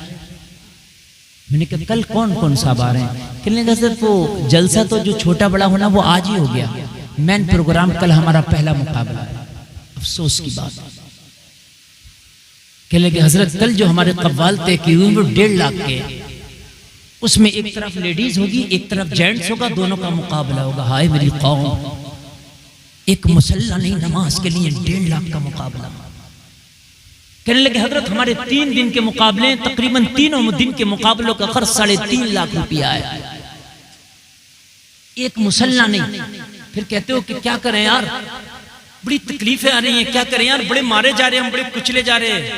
मेरे भाइयों शुक्र करो कि आसमानों से पत्थर नहीं आ रहे हमारे ऊपर। हमारे अमल तो ऐसे हैं कि आसमानों से पत्थर गिराए जाएं। मैं बड़ा बेबाक आदमी, मैं इस चक्कर में नहीं रहता कि कमेटी मुझे नजराना देगी नहीं देगी। बाखुदा बता रहा हूं, मेरी पूरी तकरीर उसी कमेटी पे हुई, पूरी तकरीर। लोग रो रहे थे। मैंने कहा सुन, आज जिस मिंबर पे बैठ के तूने कुरान की तिलावत कराई है, जिस मिंबर पे बैठकर आज नबी की नाते पढ़वाई है, जिस पर कुरान और हदीस का दर्स हुआ है, कल को उसी मिंबर पर किसी की बेटी नाच रही होगी, नंगा नाच नचाया जा रहा होगा। बताओ क्या तुम्हें ये गवारा होगा? जहां शराब रखी है वहीं पर कुरान रख दो। कहने लगे हजरत कैसे दोबारा कर लेंगे? मैंने कहा आज कुरान की तिलावत नहीं हो रही है इस स्टेज पर, आज नाते रसूल नहीं पढ़ी जा रही है इस स्टेज पर, आज हदीस रसूल के तर्जमे नहीं पढ़े जा रहे इस स्टेज पर, पढ़े जा रहे। मैंने कहा कल को इस पर गुंडागर्दी नहीं होगी, इस पर कोई नचनियां नहीं नाचेगी क्या, इस पर गंदे गंदे अशआर नहीं पढ़े जाएंगे? अरे मैदाने महशर में ये अल्लाह वाला तेरा दामन पकड़े होगा और मांगेगा मौला जिस चीज से मैं जिंदगी भर नफरत करता रहा, मेरे विसाल के बाद इसने मेरे मजार पे किया। और जवाब क्या होगा? यहाँ तो उर्सों में भी हमारे हराम काम इतने बुलंदियों पर हो। जलसे में आने वालों, उर्स करना है तो ऐसे उर्स करो कि आप खुद चंदा करो, उर्स में 5 लाख हो जाए तो अच्छी बात है। और देखो कि उर्स में ये देखो तेरी बस्ती में कोई ऐसी गरीब बच्ची तो नहीं है जो जवान है, उसके बाप पे उसके निकाह के लिए पैसा नहीं है। अगर ऐसी कोई बच्ची हो तो उनके बापों से कह दो तुम अपनी बेटियों के रिश्ते देख लो। उर्स के दिन हमारी उर्स कमेटी तेरी बेटी के निकाह का पूरा खर्चा उठाएगी, पूरा खर्चा उठाएगी। खुदा की कसम 24 नंबरी भी तेरे उर्स को कह रहा होगा वाह क्या उर्स किया है। हा? लेकिन डांस पार्टियां उसमें तुम करते हो, जवाब ये मौलाना लोग दें। तुम तो चले जाते, तुम नहीं देते, जवाब हमें देना पड़ता है। समझ रहे हैं आप? ढोल तमाशे तुमने कर लिए, जवाब हमें देना पड़ता है। खुदारा ऐसे उर्स ना करो, अल्लाह के लिए ना करो। ये मैदान महशर में अल्लाह वाले तुम्हारा दामन पकड़ के खड़े होंगे। अभी छत्तीसगढ़ में मैं एक तकरीर करने गया 2 साल पहले, उर्स का प्रोग्राम, और उर्स का नहीं था, वैसे प्रोग्राम था, उसके बाद उर्स होने वाला था। मुझे बताया, बोले हजरत यहाँ तकरीबन चादरें चढ़ती हैं मजार शरीफ पे, एक एक चादर का खर्चा तकरीबन से तकरीबन 1 लाख होता है, एक चादर। छत्तीसगढ़ की बात बता, रायपुर शहर की बात। मैंने कहा अच्छा कैसे? बोले बड़े बैंड बाजों के साथ, बड़े आन बान शान के साथ। आजकल की चादरें भी आप देख रहे हो, बड़ी बड़ी लंबी चादरें, चादर में चादर जुड़ी हुई, चादर में चादर जुड़ी हुई। सरकार आला हज़रत ने फरमाया मजार पे एक चादर पड़ी हो, जब तक वो बोसीदा ना हो जाए, खराब ना हो जाए, दूसरी की जरूरत नहीं है, बस काफी। चादरों का भी एक मेरे भाइयों कारोबार चल रहा। मेरी बात अगर झूठ हो तो आप देख लेना। इधर दुकान से लाके तू चादर चढ़ाई और उधर से इसने उतार के खादिम ने और फिर दुकान पे पहुंचाई, यही घूम रहा। मैं सही बता रहा हूं मेरे भाई, आज मेरी कौम खुदा की कसम तशना है, मेरी कौम प्यासी है, अल्लाह की कसम मेरी कौम को आज इल्म की जरूरत है। अगर आज ये मज़ारों पे बैठे सज्जादे अपनी कौम का दर्द रखे, अल्लाह की कसम यूनिवर्सिटियां खोल दे, तो मैं दावे के साथ कहता हूँ गरीब नवाज की एक छोटी देग यूनिवर्सिटी चला देगी, एक बड़ी देग यूनिवर्सिटी चला देगी। अगर आपको यकीन ना हो तो लाओ दोनों देगे मुझे दे दे, 2 यूनिवर्सिटी मैं चला के दिखाऊंगा। ख्वाजा की जो छोटी बड़ी देग है, क्या उसमें आने वाली रकम यूनिवर्सिटी नहीं चला देगी? मगर यूनिवर्सिटी तो दूर की बात, कोई मकतब चलाया है इन्होंने। मेरी बातें कड़वी जरूर लगती हैं, मेरी बात हकीकत है। ये मौलवी चंदा करते करते थक गए, इनकी कोई 10 रुपए की रसीद नहीं कटाता, वहां 500 का नोट डालता। कान खोल के सुन ले, वो ख्वाजा तक नहीं पहुंच रहा है ना, वो देख में जो डाल के आ रहा ना 500 का नोट, उससे तेरे नोट से कोई मतलब नहीं है, वो इनको जाएगा। ये जो घूम रहे हैं साहब, मजे जो ले रहे हैं, उनको जाएगा। ये जो बिरयानी खा खा के नमाज के टाइम चादरें ओढ़ ओढ़ के सो रहे हैं, इन्हें जाएगा ये। बिल्कुल हक है। किसी गरीब को दे दे, समझ रहे हैं आप? बड़ी बड़ी अहम बातें हैं। करबला में हुसैन ऐसे मौके पे भी कह रहे हैं, कुरान बता हुसैन ने क्या करना है। कहा हुसैन सब बस अब चलें, बस अब बिल्कुल करबला से मैं निकल रहा हूं, तवज्जो करें, इसलिए कि टाइम बहुत क्या टाइम, 1 घंटा 10 मिनट मेरी तकरीर हो गई और मैंने 1.25 घंटा बोलना था, तो मेरे हिसाब से 5 मिनट बाकी है। लेकिन आपकी मोहब्बत मिला के 5 मिनट मेरा, 10 मिनट तुम्हारी मोहब्बत, 15 मिनट और बोलूंगा इंशाअल्लाह। इंशाअल्लाह। बस ये 15 मिनट सुन के भाई जाएं, और एक आदमी नहीं उठे। अब बिल्कुल करबला आपके सामने रहेगा, और करबला के बाद का मंजर, करबला के बाद भी करबला है। सुन, इमाम पाक ने अब कहा सब्र, कुरान ने कहा हुसैन सब्र, सब्र होगा, होगा सब्र। हुसैन अपने बेटी के खेमे में पहुंचे, बीवी के खेमे में पहुंचे, बहन ज़ैनब के पास पहुंचे। कहा बहन ज़ैनब, इस वक्त कुरान हुसैन से सब्र चाहता है, ये मेरी आखिरी सफर है, इसके बाद बहन हुसैन के साथ कोई सफर ना होगा, यह हुसैन की आखिरी मंजिल है, इसके बाद हुसैन का किसी मंजिल पर जाना नहीं होगा। लेकिन मेरी शहादत के बाद भी ज़ैनब सब्र का दामन हाथ से न छूटे, खेमे से किसी बच्ची का भी आवाज इतनी जोर से ना आए कि गैर महरम तक पहुंचे। हुसैन सैयदानियों को ये बताकर, ये तकरीर करके, ये तबलीग करके मेरा हुसैन उठ रहा है। जलसे में आने वालों, मेरे हुसैन ने सबको दर्स दिया, और उसके बाद आखिर में अपनी प्यारी बीबी शहरबानों के खेमे में तशरीफ ले गए। अब जरा सुने आप, कलेजा अगर रखते हैं तो सुने। शहरबानों कौन है मालूम है? ये ईरान की शहजादी हुआ करती थी कभी, समझ रहे हैं आप?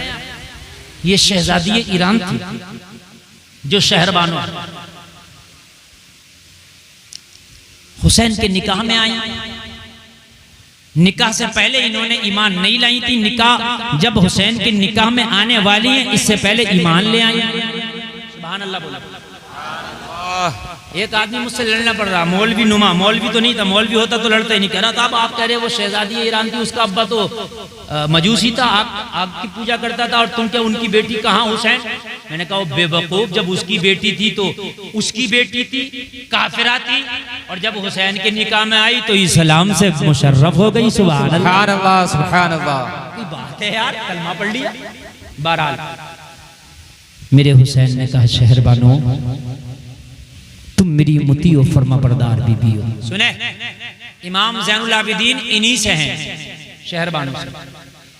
इमाम ज़ैनुल आबिदीन इन्हीं के बेटे हैं, शहरबानो। सुने जरा, सुने, अब मैं बिल्कुल तारीख पेश कर रहा हूँ, और एक आदमी इधर से उधर ना होना चाहिए। जो मैं तारीख पेश कर रहा हूँ इसको आप लेकर के जाएं। शहरबानो तुम मेरी मुती हो, फरमा बरदार बीवी हो, मैं तुमसे खुश हूँ, मैं राजी हूँ। और जिस बीवी से उसका शौहर खुश हो, उसका मौला उससे खुश है। सुन लें आप, अपनी बेटियों को, अपनी बहनों को जब ससुराल भेजा करो तो सबसे पहले ये सबक पढ़ाया करो, मेरी बहन, मेरी बेटी अपनी ससुराल जा रही है, अपनी ससुराल में इस हाल में रहना कि तुझसे तेरा शौहर राजी रहे, मैं तुमसे खुश हूं। शहरबानो तुमने ईरान में बड़े ऐश उठाए, वो मखमली चादरें, वो बेहतरीन खाने तुम्हारा खाना होता था, बेहतरीन लिबास, बेहतरीन कपड़े तुम्हारा लिबास होता था, शाही महल में रहती थी। जब से हुसैन के निकाह में आई तो हो सकता है बहुत बार तुम्हें फाका भी मिला हो, बहुत बार हुसैन तुम्हें बहुत अच्छा लिबास भी ना पहना सका हो, और आज करबला के रेगजारों पे हुसैन के साथ तुम बैठी हो, और यहाँ तक भी हुसैन का साथ दे रही हो, मैं तुमसे राजी हूँ। शहरबानो कल ये हुसैन का सर काट के अपनी प्यास को बुझा लेंगे, तुम एक काम करो, मैं तुमसे राजी हूं, तुम अपने बच्चों को लेके करबला से कहीं दूर चली जाना, मेरे बाद अपने बच्चों के साथ जिंदगी गुजार लेना, मैं तुमसे राजी हूं। शहरबानों ने हुसैन का दामन पकड़ा और कहने लगी हुसैन, शहरबानों के लाल फातिमा के लाल से ज्यादा आला नहीं है, करबला में अगर कटेंगे तो पहले शहरबानों के लाल कटेंगे, बाद में फातिमा के लाल की बारी आएगी। शहरबानों के लाल फातिमा के लाल से अफजल नहीं है। शहरबानों अपने लालों को फातिमा के लाल पे आज कुर्बान करेगी हुसैन। शहरबानों कसम खाती है कि फातिमा के लाल के कदमों पे अपना एक एक लाल कुर्बान करके मैदान महशर में कह दूंगी, माँ फातिमा अपने लालों को तेरे लाल हुसैन पे कुर्बान करके आई हूँ। तो बच्चों करे और कहने लगी हुसैन, कभी अपने दिल में ये ख्याल ना लाना कि मैं अच्छे खाने न खा सकी आपके निकाह के बाद, कीमती लिबास ना पहन सकी आपके निकाह के बाद, वो ऐश मुझे ना मिल सके आपके निकाह के बाद, ये ख्याल में भी ना लाना हुसैन, आज आखिरी रात है। मेरे दिल का हाल तो ये है, जो मेरा बाप बादशाह होके ना दे सका वो आपने मुझे दिया है, इस पे मुझे फख्र है। मेरे हुसैन ने फरमाया, मेरी बावफा बीवी, मैंने क्या दिया तुझे? करबला में दुश्मनों के नरगे में है तू, चारों तरफ से यजीदी भेड़िए सुबह का इंतजार कर रहे हैं, मेरा सर काटने के बाद शहरबानों तुम्हारे खेमे को आग लगा दी जाएगी, क्या मिला? कहने लगी हुसैन, जो मिलने की बात करते हैं तो वो इनाम ये है कि जब मैं ईरान में शहजादी हुआ करती थी, जिन जिन रास्तों से मेरी सवारी गुजरती थी, मुनादी निदा देता था, होशियार खबरदार खड़े हो जाओ, आज शहजादी आ रही है, शहजादी ईरान का डोला जा रहा है। लोग बादब हो जाया करते थे, निगाहों को मेरी तरफ से नीचे कर लिया करते थे, अदब में खड़े हो जाया करते थे। ये मेरे बाप ने मुझे दिया था, मगर खुदा की कसम जब से मैंने आपसे निकाह किया है मुझे इतना बड़ा इनाम मिला जो किसी ने न दिया। कहा क्या इनाम मिला? कहा मरने के बाद जब मैदान महशर में शहरबानो अपनी कब्र से उठेगी तो मैदान महशर में मुनादी निदा देगा, अहले महशर अपनी निगाहों को झुका लो, शहरबानो फातिमा की बहू आ रही है। क्या बात है हजरत, क्या बात। शहजादी ईरान होना और है, फातिमा की बहू होना और है। ये जो कमाल मिले हैं मुझे आपकी बीवी बनने के बाद मिले हैं। लोगों, हुसैन की जिंदगी में कुरान है, हुसैन के घर वालों की जिंदगी में कुरान है। गले सबके काटे, शहादतें हुई, रात आई, रात आई। मुअर्रिख लिखता है जिसके सारा कुनबा कटा पड़ा, जरा बताओ उसका हाल क्या होगा। सैयदा ज़ैनब सकीना को सीने से लगा के खेमा में बैठी है, रात में बैठी। आधी रात आई। आप देखते हैं कि जंगलों में जानवरों के बोलने का भी एक वक्त होता है, जब सन्नाटा छाता तो वो भी खामोश हो जाते हैं। जब सन्नाटे का आलम आया, ज़ैनब उठी, हाथ में तलवार लेके। सैयदा सकीना ने दामन पकड़ा, फूफी तुम कहां जाती हो? अब तुम्हारा ही तो सहारा है। कौन है जो अब सकीना को सहारा देगा? फूफी सिर्फ तुम्हारा सहारा है। कहने लगी ज़ैनब तेरी फूफी पे दोहरी जिम्मेदारी आ गई है आज। क्या? कहने लगी बेटी करबला के मैदान में कटे हुए लाशें पड़े हैं, करबला के मैदान में कटे हुए लाशें पड़े, दोहरी जिम्मेदारी है तेरी फूफी पर। उठने दे, थोड़ी देर के लिए करबला के मैदान का चक्कर लगाने दे, देखूं कि मेरा भाई हुसैन कहां पड़ा है, देखने तो दे। अली अकबर की जवानी कहां लूटी गई है? दोहरी जिम्मेदारी है, जंगल है ये, बयाबा है, गरीब वतन है, शहीदों के लाशें कहाँ है। तलवार हाथ में ली, अली की बेटी करबला के मैदान का चक्कर लगाती है। हुसैन का लाशा पड़ा है, हुसैन के लाशे के पास बैठी है, सरपुरी का लाश पड़ी है, सर कटा हुआ है, जिस्म के पास बैठी है, सीने में खंजर लगा हुआ, नेज़ा चुभा हुआ, सीने से जो खून निकला था वो मिट्टी उसके अंदर मिल गई है। सैयदा ज़ैनब हाथ से सीने से मिट्टी गिरा, मिट्टी ऐसी हो गई है जैसे पानी मिट्टी में डालो तो कैसे गुद जाती है, इस तरीके से हुसैन के सीने से गीली गीली खून में सनी हुई मिट्टी हटा रही है। अल्लाहु अकबर। मिट्टी हटा रही है, कपड़ों को साफ करने की कोशिश कर रही है, कह रही है भैया हुसैन, अरे जब मदीने में थे तो नाना के कांधों पे सवारी किया करते थे, करबला में आए तो लाश कैसी बेगोरो कफन पड़ी है। अल्लाहु अकबर।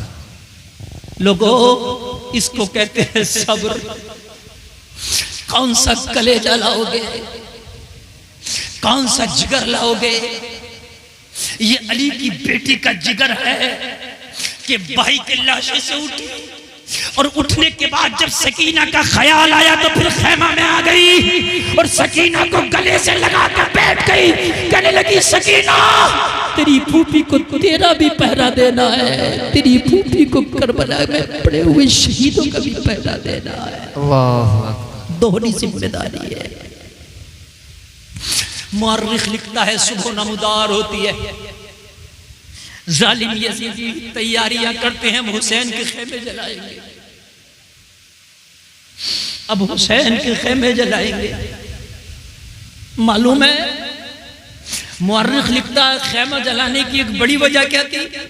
सुने, क्या हुसैन के खेमों में माल था? नहीं, हुसैन के खेमों में तो खाने पीने की अशिया तक नहीं थी, तो फिर जलाया क्यों? अली का बेटा सच्चा है, यजीदियों ने, कूफियों ने जो खत हुसैन को भेजे थे वो खत हुसैन के पास खेमे में मौजूद थे। और हुसैन ने अपने आखिरी खुतबे में कहा था, ए फला तू आज तलवार लेकर हुसैन के सामने खड़ा है, क्या तूने मुझे खत ना भेजा था कि हुसैन आ जाए? मेरे खेमे में तेरा खत मौजूद है। वो सारे खत मौजूद थे हुसैन के खेमा के अंदर। हुसैन लेकर के आए थे, विद प्रूफ आए थे। इनको डर था कि ये हमारे लिखे हुए खुतूत जो हुसैन को हमने बुलाया यजीद तक पहुंच गए तो हमारी खैर नहीं है। यजीद कहेगा अच्छा हुसैन को बुलाने वाले तुम थे, इसलिए खेमों को जला दो ताकि तारीख खुतूत जल जाए। खेमा के जले सैयदानियों की चादरें तक जली। खेमा के जले वो तबर्रुकात जले। फातिमा तो ज़हरा का मुसल्ला जला। क्या क्या ना जला। और जब बेसरो सामानी के आलम में ये सैयदानियां खड़ी हैं, अहले बैत कि ये लुटे हुए फूल कड़े हैं, तो इन जालिमों ने यहीं पर बस नहीं किया, कहा इन्हें बांधो जालिमों, ये तो इतने भूखे प्यासे हैं कि अब भागने की सकत भी न रही, किसे बांधता है। लेकिन जालिमों ने बांधा, ऊंटों की पीठों पर कस लिया गया। और कसने के बाद दमिश्क के बाजार में लेके पहुंचे हैं। बस मेरी तकरीर का आखिरी ये मरहला है जो मैं पेश कर रहा हूं, बिल्कुल बड़ी मोहब्बत से सुनना। दमिश्क के बाजार में इस लालच में लेकर पहुंचे कि ये कटा हुआ सर यजीद को देंगे, इनाम लेंगे बदले में। सिर्फ सिक्के इन यजीदी कुत्तों का मशरफ था, इन यजीदी कुत्तों का धंधा बन चुका था, सिर्फ सिक्के। पहुंचे दमिश्क के बाजार में, कटे हुए सर नेज़ों पे बुलंद हैं, फटी हुई चादरों से ये हुसैन के घर की बेटियां अपने सरों को छिपाए खड़ी है। अल्लाह अल्लाह, अगर कलेजा है तो सुने। सारा दमिश्क तमाशाई बना था। कोई ताली बजा रहा था, कोई हंस रहा था। किसी से नहीं कहा था नवासे रसूल का सर काट के लाए हैं, बल्कि दमिश्क में यह ऐलान किया गया था कि ये हुकूमत के बागी थे, इनसे जंग करके इनके सर काट के लाए। ये नहीं कहा था नवासे रसूल का सर कटा है, बल्कि कहा हुकूमत के बागियों का सर काट के लाए। ये रंग दे दिया। ऐसे शोर थे, जुलूस निकाल रहे थे, जुलूस हमने जंग जीती है। लोगों, फातिमा की बेटी सैयदा ज़ैनब फटी हुई चादर अपने सर पे, अपने सर को छिपाए खड़ी हैं। और लोगों जरा गौर करो, गौर करो, सारा दमिश्क तमाशाई बना है। कोई चौराहे पर खड़ा है, कोई छत पर खड़ा है। बूढ़े भी आ गए, बच्चे भी आ गए, जवान भी आ गए। ए लोगों, जिनके पर्दे का एहतराम चांद और सूरज भी करते हैं, आज इन जालिमों ने सरे बाजार लाके खड़ा कर दिया है। सब्र था, अगर खुदा की कसम सब्र ना हो तो दमिश्क में कयामत आ गया। बिल्कुल सब्र। सैयदा सकीना कह रही है, फूफी ये वही हैं जिन्होंने हमारे कलमे पढ़े हैं, हमारे नाना के, वही हैं ये? हाँ वही हैं बेटी, सब्र कर जरा, सब्र कर, वो दिन दूर नहीं है, तेरे नाना की शफाअत से ये सब महरूम है। दिन दूर नहीं है, तेरे नाना की शफाअत से सब महरूम है। कलेजा रखते हो तो सुनो, इसी शोर के आलम में आज हुसैनी बनते हो, बहुत शोर मचाते हो, बहुत ढोल बजाते, कहते हो मैं हुसैनी हूं। तो फिर ये क्या थे, ये जो शोर मचा रहे थे दमिश्क के बाजार में, ये जो जुलूस निकाल रहे थे दमिश्क के बाजार में, ये क्या थे? कान खोल करके सुन, सैयदा ज़ैनब खड़ी है, सैयदा सकीना खड़ी है, ज़ैनुल आबिदीन के पैरों में बेड़ियां खड़ी है। एक वक्त ऐसा आया, एक छोटा सा बच्चा सैयदा ज़ैनब की बारगाह में खड़ा है। सैयदा ज़ैनब ने देखा छोटा सा बच्चा, हाथ में कपड़े का थैला। सैयदा ज़ैनब ने फरमाया, बेटा क्यों आए हो?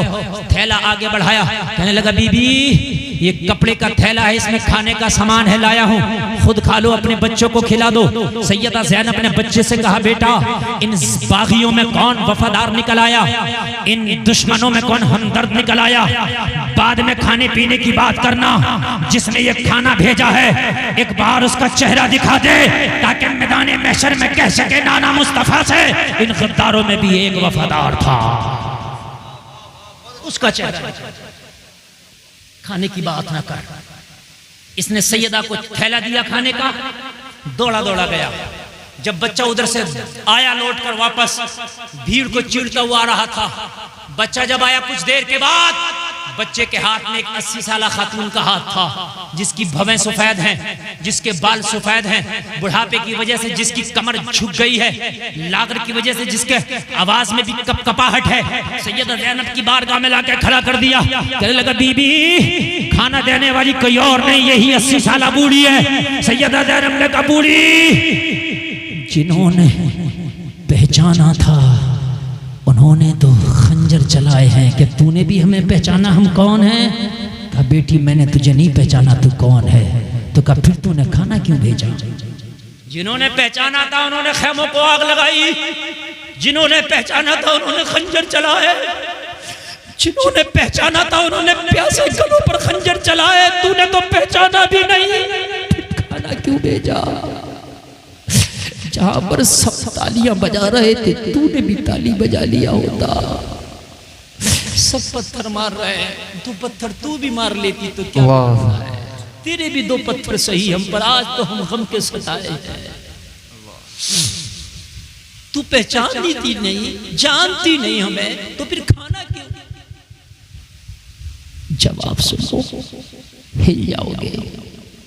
80 साल की बूढ़ी औरत ने जवाब दिया, बेटी मसला ये था कि जब मैंने देखा कि तुम्हें कैदी बना के लाया गया, तुम जंगी कैदी हो, तो मुझे अपनी मखदूमा की वसीयत याद आ गई। मेरी मखदूमा ने मुझे वसीयत की थी, जिंदगी में कभी किसी कैदी को देखो तो खाना जरूर खिला देना, इसलिए मैं खाना भेजती। सैयदा ज़ैनब ने फरमाया, बूढ़ी माई तेरी मखदूमा कौन है, जरा उसका नाम तो बता, जिसकी वसीयत इतनी अच्छी है कि ऐसे वक्त में हमें खाना भेज रही है। 80 साल की बूढ़ी औरत ने जो जवाब दिया, कलेजे हिल जाएंगे। कहा, बेटी मेरी मखदूमा का नाम सुनना चाहती है तो सुन, मेरी मखदूमा फातिमा बिन्ते रसूल है। कितना नाजुक मोड़, कितना नाजुक मोड़ है जलसे में आने वालों। ये हुसैन की सगी बहन खड़ी है ज़ैनब, कह रही है, बेटी मेरी मखदूमा का नाम फातिमा बिन्ते रसूल है, जिसने ये वसीयत की थी, जिंदगी में कभी किसी कैदी को देखो तो खाना जरूर खिलाना। हाय हाय, जिंदगी किस मोड़ पे ले आई है, कभी ना सोचा होगा। सैयदा ज़ैनब ने फरमाया, बूढ़ी माई फिर तेरा नाम क्या है? कहने लगी, बेटी मुझे फिजा कहते हैं। हजरत फातिमा की सबसे जो खास कनीज है फिजा, ये वो है जी।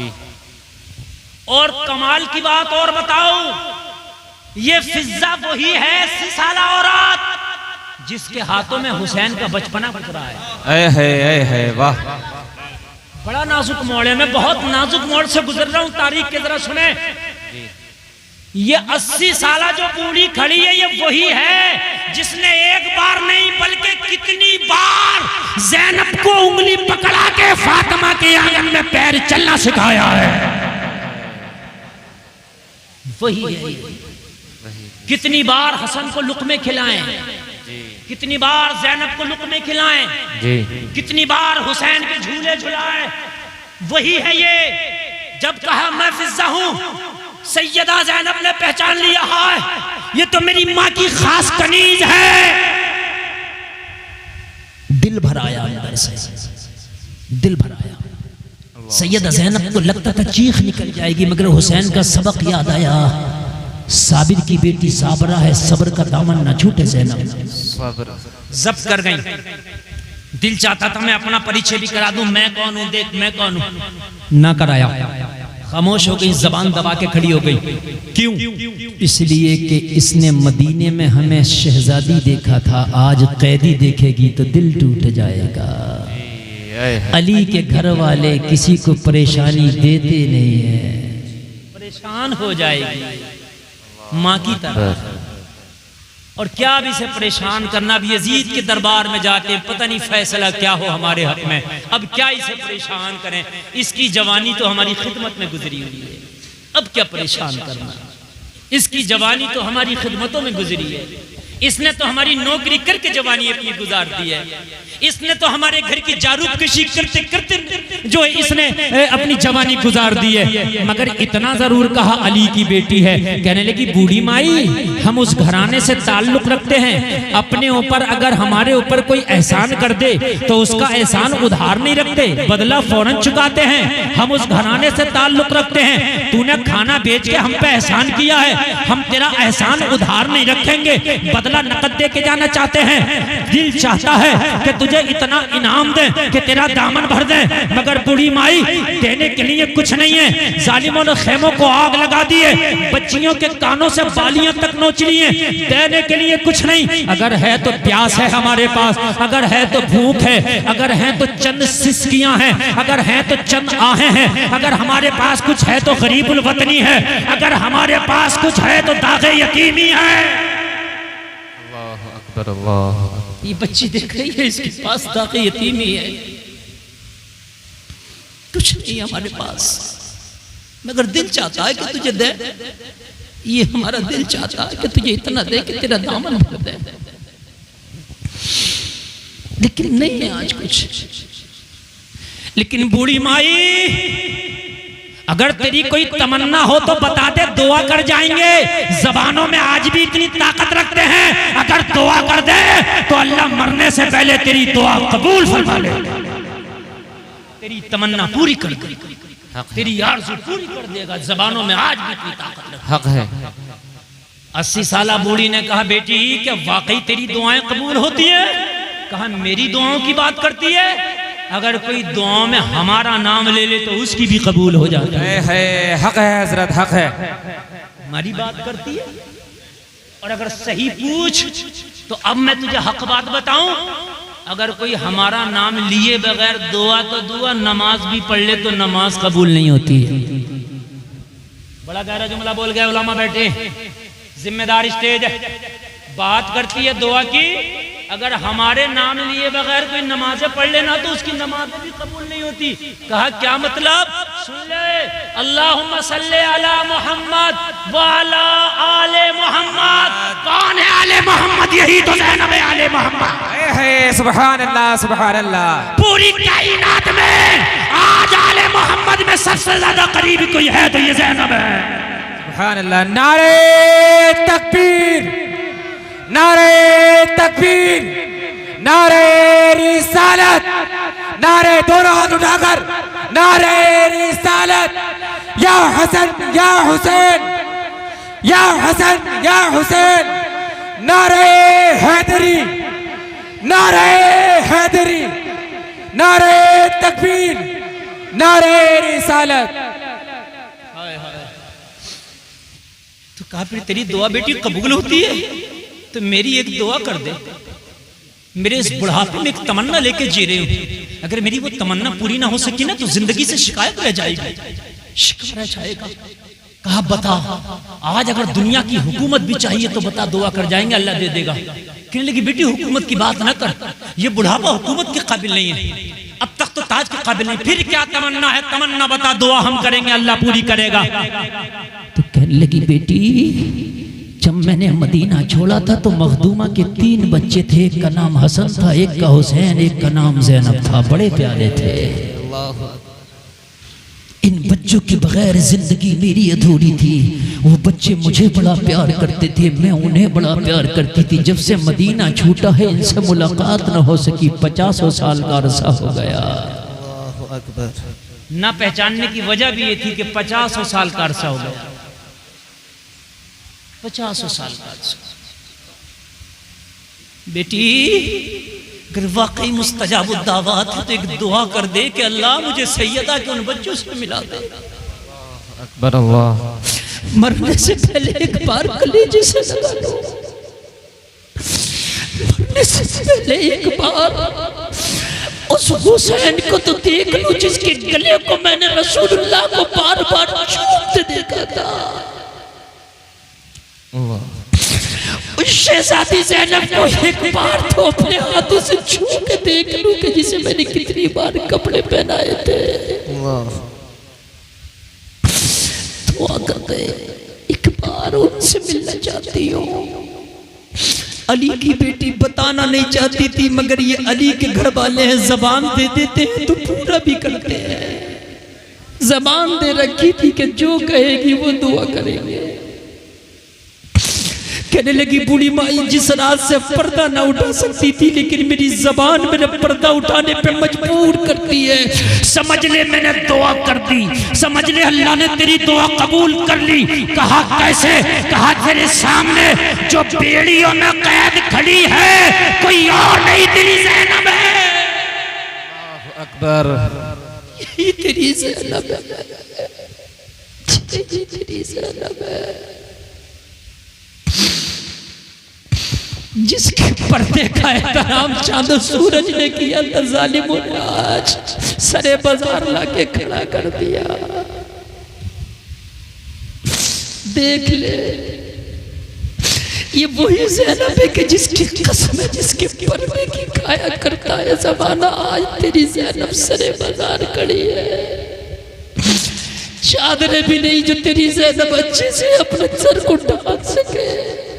इन फटे हुए टुकड़ों से तेरी ज़ैनब ने अपने सर को ढांका है। फिजा की चीखें निकल गई, हाय जालिमो, तुमने नबी की बेटियों के पर्दे के भी एहतराम नहीं किए, तुम्हें मैदान महशर में मुस्तफा को मुंह क्या दिखाओगे? कहा ज़ैनब मेरा हुसैन कहाँ है, उसकी भी कोई खबर हो तो दे दे। कहा हुसैन को देखना चाहती है तो निगाह उठा, ये जो नेज़े पे कटा हुआ सर वही तेरा हुसैन है। कितना नाजुक मोड़ होगा, कितना नाजुक है जरा बताओ। करबला के बाद भी लोगों क़यामत अहले बैत पे आई है, तोड़ी गई है, क़यामत ढाई गई है। ये है तेरा हुसैन। फिजा बोली, जालिमों मैं कसम खा के कहती हूँ, गिलाफे काबा पकड़ के कसम खाती हूँ, जिस पर तुमने खंजर चला के नोके नेजा चुभोया है, मैंने बार बार रसूलुल्लाह को चूमते देखा। गिलाफे काबा पकड़ के कसम खाती हूँ, मैंने बार बार चूमते देखा था इसको। नबी फरमाते थे मेरा फूल है, नबी फरमाते थे हुसैन मुझसे है, मेरा टुकड़ा है। और दमिश्क के ज़ालिमों सुनो, अगर ये हुसैन कभी फातिमा की गोद में रोया, जो फातिमा माँ है, तो मुस्तफा फातिमा के घर आके कहते थे, फातिमा इसे रोने ना दिया करो, मुझे तकलीफ होती है। करबला में इस प्यासे पे जब खंजर चलाया होगा तो उस नबी को कितनी तकलीफ हुई होगी, कभी सोच लिया होता।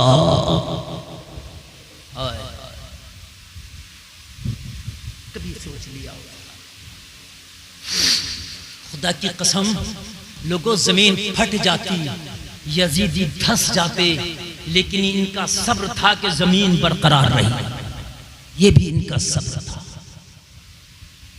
खुदारा होश के नखून लो, तुम्हारी बेटियां आज बाजारों में बेपर्दा घूमेगी, कहीं महशर में सैयदा ज़ैनब दामन ना पकड़ ले तेरी उस बेटी का, क्या मेरे भैया ने सर इसीलिए कटाया था?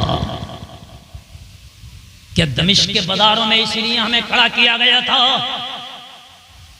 मेरे भाई, तुम अपने घर के मंत्री भी हो, मुख्यमंत्री भी हो, जमाने से लेना देना नहीं, मगर अपनी बच्चियों को कनीज़े ज़ैनब बना दो, कनीज़े सकीना बना दो। तुम्हारे घर का कल्चर इस्लामी हो, तुम्हारे घर का कल्चर हुसैन हो। वो सनान और तीर की दावतें, वो अली के लाल की हिम्मतें, कभी बेज़बां का गला दिया, कभी नौजवां का जिगर दिया। वो चमन अपना लुटा गए कि बहार दीन खुदा रहे, न जमा जो रंग बहार से तो लहू भी अपना मिला दिया। इस्लाम जिंदाबाद, कौम मुस्लिम जिंदाबाद। कलमा शरीफ पढ़े ला इलाहा इल्लल्लाह मुहम्मदुर रसूलुल्लाह।